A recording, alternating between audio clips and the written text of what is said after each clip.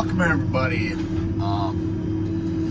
Haven't posted a video in a while. We're doing a nice second thinning here for a landowner. I don't know, it's pretty nice. See it all through here.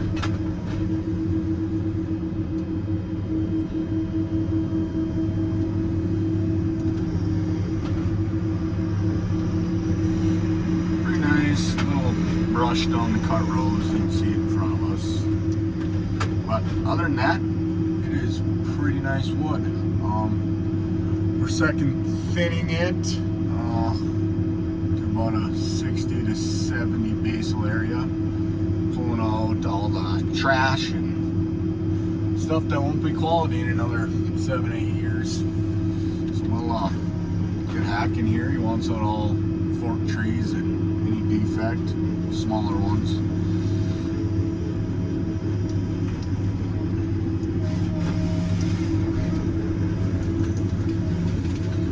And on this track we are doing a smaller micro log, they call it.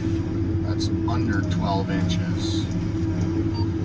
So all these are micros. We can take it down to 5 inches. So we got 3 and easily stick a pulpwood.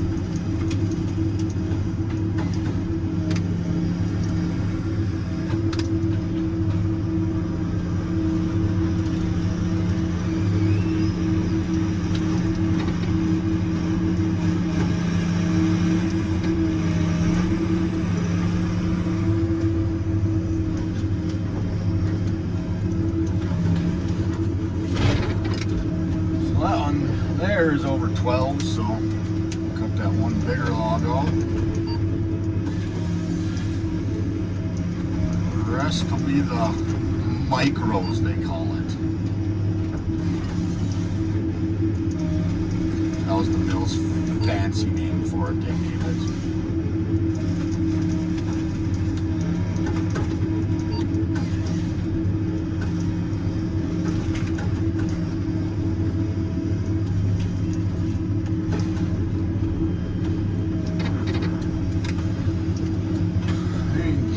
Kind of see here, this one right in front of me, it's maybe 10 inches. The one behind it is drastically bigger. It's probably, I don't know, I'd say 13, 14 inches.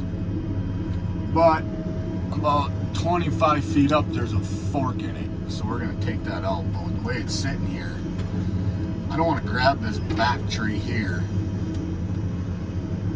like so. I could cut it like this, but it's going to hit this smaller one in front of me and possibly break it or harm that tree, and we don't want to do that. So I'm going to kind of angle it like this, and I'm going to angle it behind that tree and fall it, let go of it, and then I'll re-grab it so we don't scar anything or damage other trees. So like that, we'll just throw it. You can see that tree right here was pretty close, and we don't want to hit that or mess it up because they get cranky when we scar them up.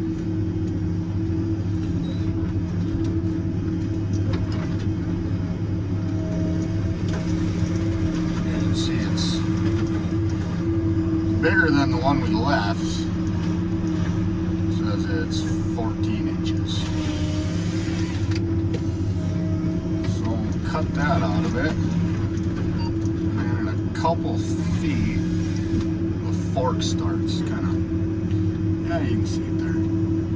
So I try to do them without letting go of the tree and screwing around with it because it takes way too much time. So hopefully if it works right, I feed the head and I kind of open the knives and it'll kind of roll onto that fork and turn it to where I can hopefully just cut that one fork out, so I'll kind of roll it. You can see right there how it turned. So we'll cut it right at the fork. And usually this would just be pulpwood. If they were tree lengthened, typically they just pull it through a pulpwood. But we can probably pull out, I'll say 4 micros just out of the forked pieces. Let's see what we get here.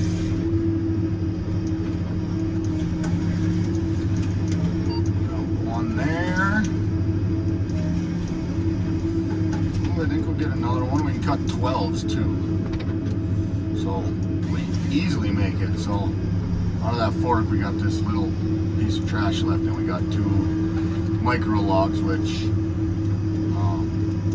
pay quite a bit more versus pulpwood. And so we got that fork here, and it's in the middle, and this piece is probably, I don't know, 8 feet long. The pulpwood's got to be 15 feet long. So I could do this, make it long like that, and put the fork in the pulpwood, but then I'll probably only get 1 micro out of it, which is worth more money for the landowner. So if I just, it's, how do you put this? It's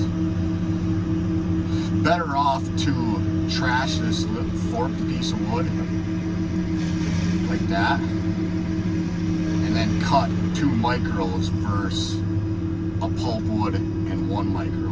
So hopefully we'll get 2 of the micro logs out of this. And if we do, it's worth wasting that little 7-inch piece that had the fork in it. So hopefully we get 2 and I made the right decision. If not, if I end up getting a stick of pulp anyways, I would have been better off to take that piece, the fork piece for pulp. But pretty sure I can get a 12 out of here. Ooh, maybe a 14. Yeah, so we got our 14 out of there, and literally no waste. Besides that little piece, which wasn't worth nearly as much. It looks like we're wasting it, but we're pulling more dollars out of the tree by pulling these little ones out. So we'll cruise along here, and right here we got 3 nice ones. I don't know. One in front of me right here is probably 12, 14 inches. That one's probably 15 there. And that one there is probably 16 or so. And they're all 3 right on top of each other. So one of the nicer trees has got to come out. You don't want to leave them because they need room to grow. So one of these nice ones got to go. So we'll take this little bit smaller of the 3 one out, even though it's a beautiful tree. It is, well, it's 13 and a half. So we'll get this one out of here and let them other 2 nicer ones grow a little more. Something had to go, so we're taking this one. And usually I like to back up a little bit, put more wood in the piles. I could have piled it up there, but then when the forwarder comes through, he's stopping at piles with not a lot of wood in them. So by me backing up another 10 feet, I'm able to put more trees in these separated piles. So I'll separate them out. So there's, we got 112, and we'll probably get another. We'll get 1 more.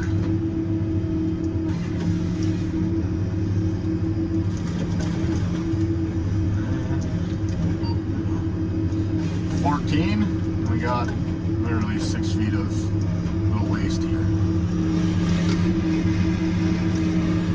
And you can see the piles, they're all sorted out. You got your 12s, 12 plus right there.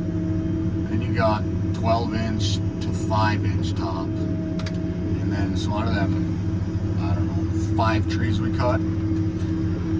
By utilizing the tree, we literally got 2 little pieces of pulpwood out of all the trees, because we were able to get all of these micros cut out of it. So everybody makes more money. I get more for cutting logs, and the landowner gets more, and the mill wants logs. So see here, there's just a patch of little hardwood out. Usually I could just run it over, but we've done a lot of work for this landowner. He has, I think, roughly 10,000 acres. So we got a pretty good relationship. I like to clean it up for him as nice as we can, even though it takes a couple minutes to get this down, but then it looks better. He appreciates it. We'll do more business in the future. I mean, literally to get these out of here. I like to uproot them like that, because if you cut them, they'll still grow out of the little stump. So if I can get them ripped right out, it's better off than we'll run over them, trample them down.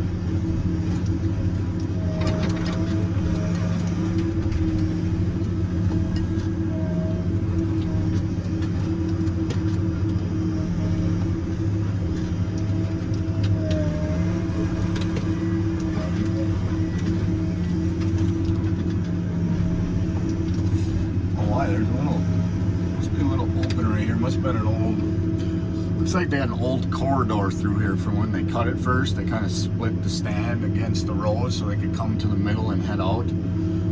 So it looks like it goes in both directions. And I'm assuming that is why all this hardwood is growing right here, because as soon as we get through it, it clears right back up again.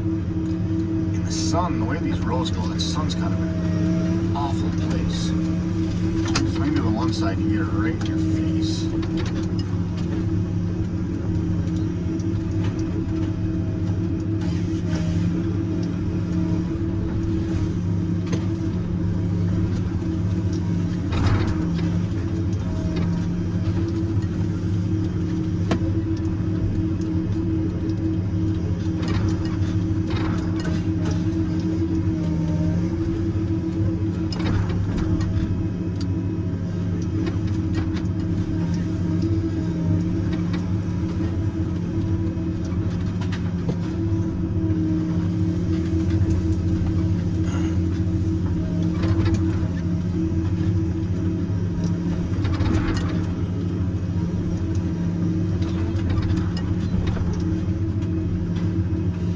A lot of times you can just run it over and knock it down, but I've had it, you run one over and it breaks off, and if it's 6 feet tall, it makes a little spear. A lot of times, not all the time, but I've had it before, you get lazy and I'll leave little spears, and you drive forward and it angles it the direction you're going, and then you back up and there's spots that it can spear up in and it break a hose or something. So I like to just get them out of there and don't worry about blowing a hose, because that'll lose an hour or two. If we don't have the hose here in the trailer, we'll have to run to town, and that'll waste even more time. So a couple seconds getting that spear out of there will save a lot of time at some point.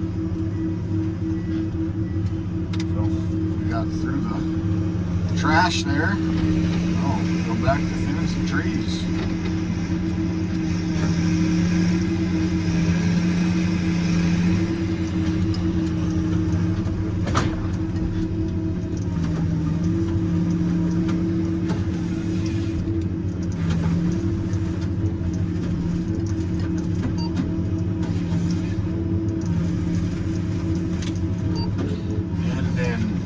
Second thinning. As long as you keep a good steady pace about like what we're doing, you don't have to cut real hard or get all crazy, but you'll probably average close to a load an hour cutting in this style wood at the pace we go. Everybody's like, oh, you can't get nothing done cutting like that, but it's just two of us, and we're at roughly a load an hour per machine hour. Not total hours for the day, because we got maintenance during the day and getting fuel, but we like to get at least 8 machine hours on every day. And if we can work all them 8, we'll easily be at 8 loads a day. So we just keep a nice little pace up like this, you know, to make it get all crazy, and pretty much just work all day. Usually the radio's cranked and there's new podcasts or some music and zone out. Just keep working.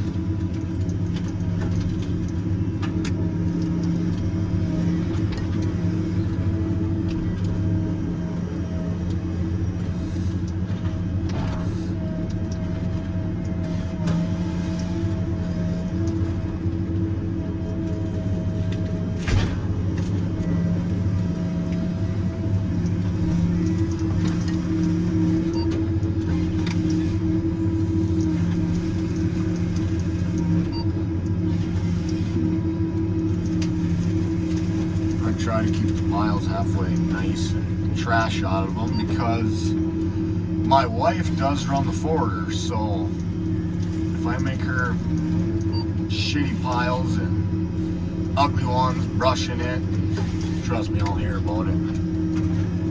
Anybody watching this that has a wife knows that a happy wife is a happy life, especially when you work together and go home together and we're together all the time. She's actually down the road about a half mile finishing up, and I moved down to this block to get going for her. But so when I move here, I haven't cut nothing, so I'll at least try to cut, I don't know, 3 to 4 trees per time I stop, and pile it all in that same area, so when she comes through, she's not picking up 1 stick here, 1 there, 2 there. It's kind of a waste of time. The least you can stop, or have to stop with the forwarder, grab more wood, it speeds it up. So you have to find a good balance of not slowing me down too much, but not me going too fast to slow her job down. So we just kind of work together, and you figured out. We've been doing it for, I don't know, 5 years together. So we know what each other like and do, but I'll shut up now and cut a few trees.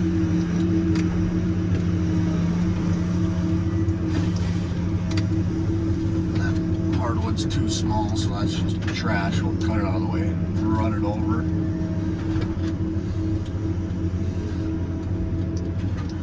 I like to kind of follow them at a slight angle, instead of 90 degrees. That one turned a little bit because it snagged the top in a tree next to us. So we'll back up and shoot the butt out. Hopefully she comes out.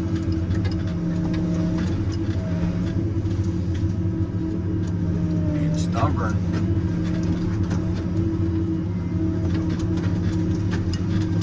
So, I'll do it this way. We'll measure it to the length, and we'll just cut it in the air and feed it. Soon enough here, it should pop out. There it is.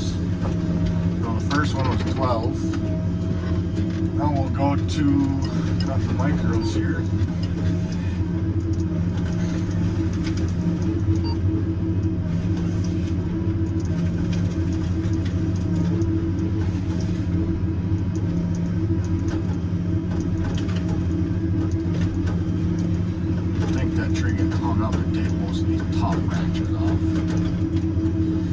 But of course it doesn't. Now there's a nasty little crook in it. But we'll get her.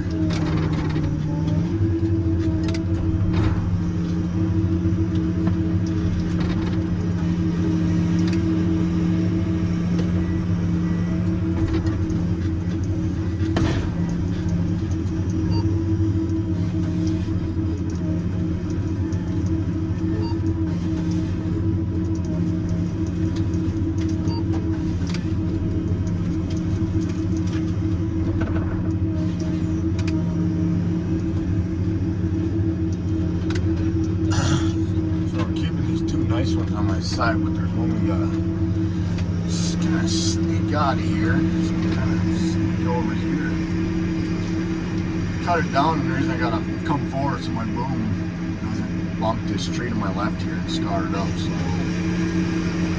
cut it down, get it falling, we'll back up. Hopefully it's right in line. There's a little flare on it, so we'll cut that off.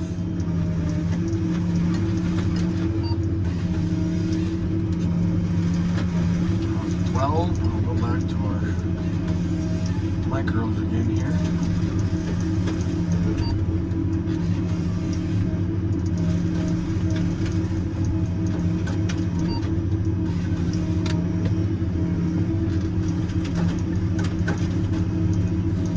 I think that's our 3rd tree, and I can easily get this 4th one in here. Smaller one here. And I do it not to make a mess. I taught my nephew that was really young. He was having trouble when you go to pile, getting them lined up, keeping them at the same angle.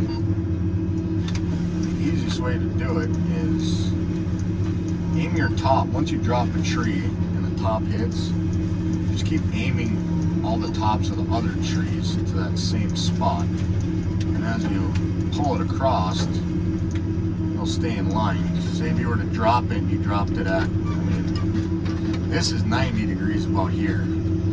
So you're feeding straight. Well, then if you drop one, say at 45 like this, and you go to feed it, and your piles are gonna be all crisscross, and my wife will beat me. So that's kind of why I keep them straight. She'll come through, start picking up whatever, the micros or the 12s, and she'll pick them up per separation as she goes through. So I'll drive up a little bit here. I think we can get 3 from this spot.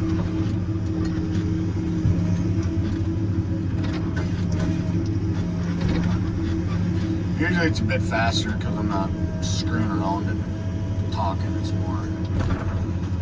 This one we can barely reach. So whatever thin this, there's supposed to be 4 rows in between. Well, this section for some reason has 5.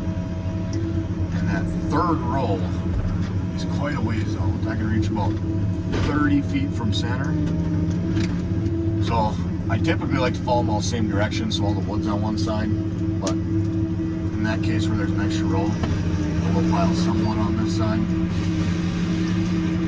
Try not to, just because then you're looking on both sides and it's easier just to have everything on one side. But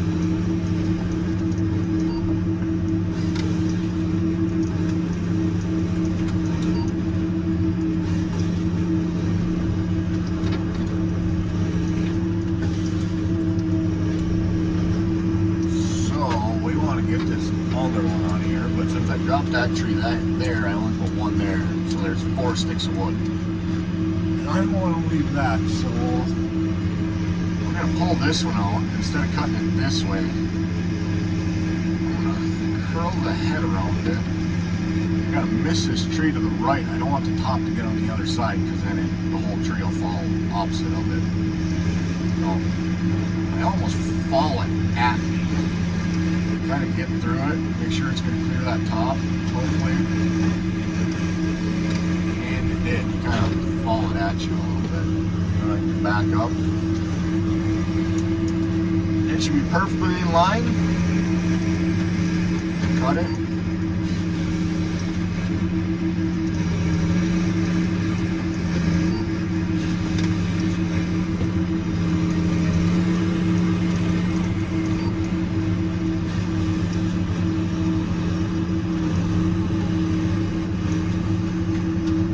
Dog leg here.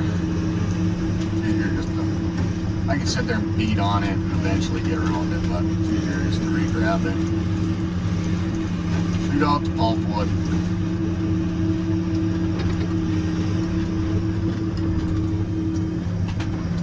But it's a beautiful day. It's, what is it? It's 79 degrees out right now. It's supposed to be like 81. And chilly in the morning, like 42.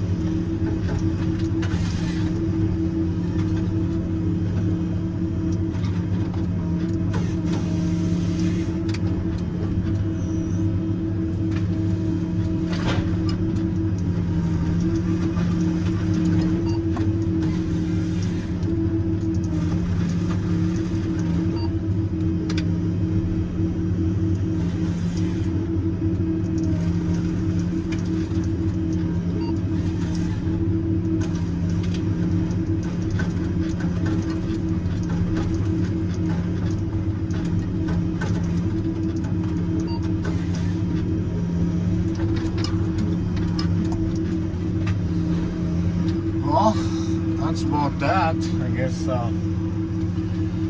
we'll be done with this video for the day. I see, I can smell my lunch is heated up, so I got a little oven in here. So it's time to eat some lunch. You know what? Drop a comment. Tell me what I'm doing wrong, why I suck, we're doing good, whatever. Until next time. See you later.